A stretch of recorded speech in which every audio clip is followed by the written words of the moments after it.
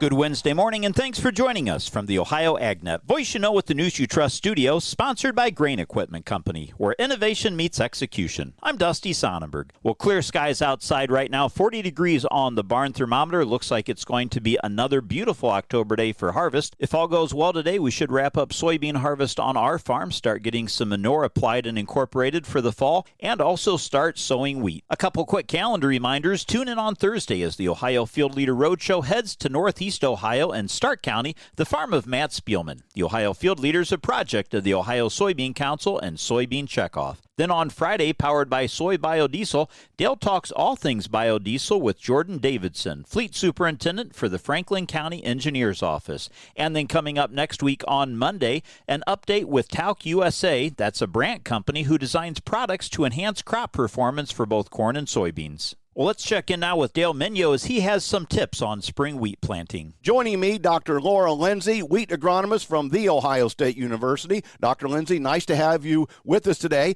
As we talk, a lot of people are thinking about wheat. I've seen some up, and some areas you think they probably will plant more. Is there an end date as we try to figure out when to get our wheat in the ground and balance that out against harvest yet to go? Sure. So we know from our research funded by Ohio Corn and Wheat, the ideal window to plant wheat is about 2 weeks after your county's Hessian fly-free date. But with these mild falls that we've been experiencing recently, we've planted wheat in Ohio really over the past 3 years as much as 4 or 5 weeks after the fly-free date. And there is a yield penalty, but it's about 10%, not as high as what we may expect. That's because our falls have been pretty nice. Now, as we get later into fall, do we have to adjust the planting rate at all? Yeah, as we plant later, 3-4 weeks after the county Hessian fly-free date, we recommend increasing your seeding rate to about 1.6 to 2 million seeds per acre. As we look to a dry summer, anything that did or didn't happen in the soil that would be normal that we should think about? Is there still more fertilizer there than maybe didn't get used by the plant? Are there diseases to consider as we look through fall and maybe even thinking next spring? It's really hard to know what is in that soil without taking a soil test. So really we recommend soil sampling if you're unsure of what's in the soil. Phosphorus and potassium is certainly important. For wheat, we only apply about 20 pounds of nitrogen as starter in the fall. Best way is really to soil sample. Dr. Lindsay, is there anything website-wise that can help us to think about more of our plans and maybe overall improve our ability to grow wheat on our farm? We have a revised Ohio Agronomy Guide coming out soon. It's not printed quite yet, but you can find it on the CFAES publishing website, and you can pre-order that. So we have updated wheat recommendations, a lot of that recommendations that are updated, funded by Ohio Corn and Wheat, and that will be available soon. I've been visiting with Dr. Laura Lindsay, wheat agronomist at The Ohio State University. Thank you, Dr. Lindsay. Yep, thank you. This update brought to you by the Ohio Corn and Wheat Growers Association. Let's take a look now at that Wednesday weather forecast brought to us by Seed Consultants. Simply better performance. Online at seedconsultants.com. Sunny, warm rest of this week. We do have cooler temperatures for early next week now. I'm Chief Meteorologist Ryan Martin. Let's take a look at your forecast update. We have no precipitation concerns at all today through Friday.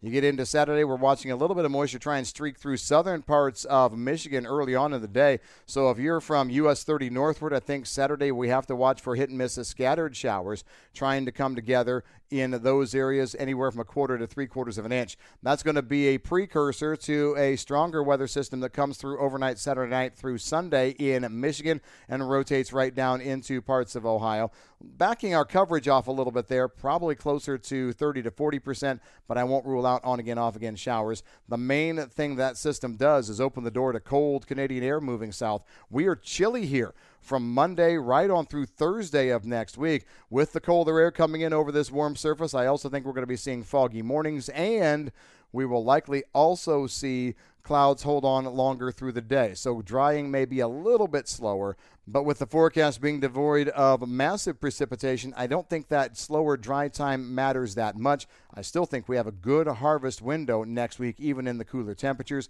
Starting to warm things up later in the week significantly. That probably breeds a chance of moisture as we get into the weekend of the 19th and 20th. That's a look at your forecast update. I'm meteorologist Ryan Martin. Thanks, Ryan. Taking a quick look at your agricultural headlines, the USDA is set to release its October crop production and WASDE report, the World Ag Supply and Demand estimates, coming up on Friday. Now, the USDA's corn and soybean production estimates have a history of turning more accurate in October, but on the other side of the coin, harvest is well underway. Prices are already anticipating new supplies, and traders are looking ahead to the South American crop. Now, the past 6 weeks have seen a modest rally in December corn prices from the August low of $3.85, but the anticipation of a big U.S. harvest is keeping prices near their lowest level in 4 years for this time of the year. When we take a look at soybeans in September, USDA estimated a record high 4.586 billion bushel soybean crop. That based on a record yield of 53.2 bushels per acre, but August weather was generally favor for this year's soybean crop, and an early anecdote has suggested higher yields. In the wheat market here in early October, there's attention on planting conditions for winter wheat in the Northern Hemisphere and crop conditions for developing wheat in Argentina and Australia. Friday's WASDE report may have some small adjustments for the 24-25 season, but will not address the new 25-26 season until we get to the May report in 2025. Stay tuned. We'll be back with more after this. Did you know soybeans' number one customer is animal agriculture? That includes Ohio's beef farms. Research from the Soy Checkoff found that U.S. beef operations use over 1.3 million tons of soybean meal every year. That's the meal from about 55 million bushels of U.S. soybeans. Essential protein, energy, and amino acids. High-quality feed for heart-healthy beef. Soybeans, feeding the industry that feeds us. Brought to you by Ohio's soybean farmers and their checkoff. Hi everyone, this is Dale Minio from the Ohio AgNet. For a quarter of a century, I powered my truck with biodiesel, traveling the state promoting agriculture. Biodiesel is a reliable, high-performance fuel that works in any diesel engine without modification. The best part is that with every mile driven, I'm fueling the economy, doing good for the environment, and supporting soybean farmers. Learn how using biodiesel can add value to every bushel of soybeans grown at soyohio.org. I'm visiting today with Wendy Osborne. She is Director of Market Development with the Ohio Corn and Wheat Growers Association. Wendy, thanks so much for your time. You've been a busy lady, as trade probably now is as important as it's ever been in both the corn industry and the wheat industry, with market prices seemingly low compared to how they have been with trend lines, and just the need for those new opportunities out there. Talk a little bit about the work that Ohio Corn and Wheat does. Where do you guys start when it comes to looking at trade and getting ideas? Yeah, well, I think, again, trade is so important to the agriculture industry, but also specifically really important to the corn industry right now. The United States is the largest producer of corn in the world, and so we are producing more than we can consume. And we've had really a huge supply of corn, a really great corn crop last year and also this year. And then also on the wheat front, the drought out west has improved immensely. And so we have also a huge wheat crop as well. And so we have seen that challenge with prices, but we are priced very competitively now with our competition. And so again, we're telling our buyers that we have a huge supply, we're competitively priced, and we're ready to move corn and wheat throughout the world. Well, let's start off on the corn side. When it comes to buyers, primarily I assume they're obviously looking for the product, looking for corn. Once they know they can secure that, when it comes to price versus quality versus sustainability, how does all that stack out? Or is it really, it's all the above? Yeah, I think it's all of the above. And those are the three things we really tried to highlight here with we had a trade mission here, the trade delegates that came over from the Philippines here last week. And so we tried to highlight those three things: that we have a huge supply of corn, we're competitively priced, and that, we do care about sustainability. We care about the environment when we're doing all those practices.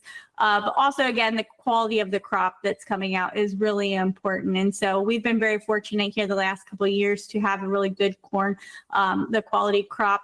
The other thing that we try to highlight is that supply chain. Many of these countries overseas don't have storage. They don't have a huge supply on hand. In the Philippines specifically, because they have a hot, humid climate, they don't have a lot of storage. And so the transportation and making sure those shipments get to the Philippines on time and that we're a reliable source of corn is critical for them, and making sure that they have the feed to feed their livestock, specifically the pork and poultry industry over there in the Philippines. That's interesting. Something that a lot of American farmers probably don't think a lot is the change in the climate and how that impacts their ability to store grain domestically. My guest today is Wendy Osborne. She's the Director for Market Development with the Ohio Corn and Wheat Growers Association, and those are your checkoff dollars at work. Stay tuned. We'll be back to take a look at what's going on in the markets after this. During Ohio's harvest season, let's remember to share the road with our hardworking farmers. Plan extra time to get where you're going safely. Remember, farm vehicles may veer off the road in preparation for a turn, so have patience, be alert, and never speed past farm machinery. Pass with care to show the farmers that you care as they work day and night to bring the bounty of harvest to your table. This safety tip brought to you by the Ohio Bureau of Workers' Compensation. Visit bwc.ohio.gov for more safety resources. Those long days in a tractor cab can really put a cramp in your body. So while refueling or refilling your equipment, walk around the tractor a few times or do a few head-to-toe stretching exercises. When fatigue does set in, that's when injuries and mistakes happen. Know when it's time to take a break and recharge. Let's make sure everyone gets home safe and sound. This message from the Ohio AgNet, OSU Extension, Ag Safety and Health Team, and this station. It's time now for your morning Louis Dreyfus grain analysis, brought to you by the Ohio Soybean Council and your soybean checkoff. Let's check in with Ryan Martin. Grain markets finished mixed on Tuesday. Corn and beans lower, double-digit losses on beans, but wheat did scrape and claw its way a little higher. Chicago, KC, Minneapolis markets. Interesting trading day yesterday. Row crop futures were down, mostly on harvest selling. We've been kind of talking about that as we really ramped into this really good weather stretch, there was going to be harvest pressure, and it really has started to show up this week, even trying to come in a little bit last week.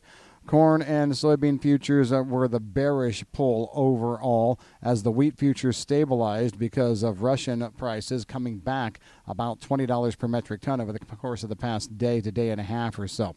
The macro markets also rallied the Board of Trade values on the hope for further rally in Chinese financial markets. Crude oil was down yesterday on easing supply fears. Israel has not attacked Iranian oil infrastructure as of yet, and doubts are now starting to arise that Israel wants to rile up the administration over here in the U.S. with a sharp rally in gasoline prices ahead of the upcoming election. Everything goes back to this stinking election, but we still have about 4 weeks ahead to get through to get to that. World energy markets are under pressure due to slowing demand and expectation that supplies will be steady, Saudi Arabia having to add back in additional capacity. Brokers report yesterday that 5,100 contracts of corn got sold, 6,300 contracts of beans, and bean meal sold off well. Meanwhile, wheat markets were pretty well flat as we scraped and clawed our way back. Did have a flash reported sale on the soybean side yesterday, 166,000 metric tons of soybeans to China. We're also being told that China booked a few cargoes of Brazilian beans, with farmers more willing sellers of old crop on the bean and corn side as drought-breaking rains are forecast by the end of this month. China also returned from its week-long holiday yesterday. Its markets are in a downtrend, and so lower prices may be the cure for low prices over there, trying to see whether that market wants to turn soon. I'm Ryan Martin. Thanks, Ryan. Let's take a look at how your markets closed, brought to us by Seed Consultants. Simply better performance, online at seedconsultants.com. December corn closed down 5 1/4 cents, and March corn was down 4 1/2. November soybeans closed down 17 3/4, with March beans down 18 1/2 cents. December Kansas City wheat closed up 1/2 penny, while December Chicago wheat was up 2 1/4 cents, and December Minneapolis wheat closed up a penny. Taking a look at your overnight markets, positive numbers all across the board as we find December corn trading up 1/2 penny at $4.21 1/4 cents. Your March corn up 3/4 penny at $4.39, and corn for May up 1/2 penny at $4.48. Soybeans for November trading up 4 cents at $10.20 1/4 cents. Your January beans up 4 cents at $10.38 1/2, and March soybeans up 4 1/4, $10.53 1/2 cents. Wheat for December is trading up 3.5 cents at $5.98 1/4. Your March wheat up 3 3/4 at $6.22, and wheat for July of 25 up 3.5 cents, $6.42. October live cattle trading up $1, $188.47.5. December cattle are up 85 cents at $187.87.5, and February cattle trading 65 cents higher, $188.95. Your lean hogs for October are trading 15 cents higher at $84.12.5. December hogs are up 35 cents at $77.17.5, and February hogs up 17.5 cents at $80.77.5. Well, harvest time continues around the Buckeye State. Be sure to stay safe out there. You're listening to the Ohio AgNet.